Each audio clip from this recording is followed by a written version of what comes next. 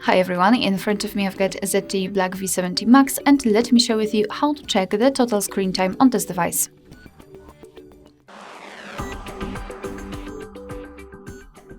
So let's begin with opening the settings, and here, let me go back, here we have to scroll down to the very bottom to find digital well-being and parental controls. So let's tap on it.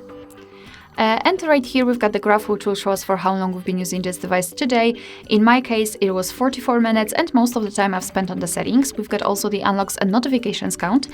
So basically, to check some further details, you can use two different ways. You can either tap inside the graph and you will be transferred to the dashboard, where you can check the specific time you've spent on the screen in particular days of the week, and under it you can check the time you've spent on specific apps. You can change the screen time to notifications received and times opened.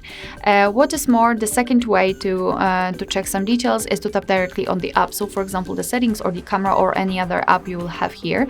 So let's simply tap on settings in my case, and as you can see, again we've got the dashboard, but this time it is tightly connected with this one app. We can also change the screen time just like in the previous option, and from daily to hourly. Alright, so that will be all. Thank you so much for watching. Please hit the subscribe button and leave the thumbs up.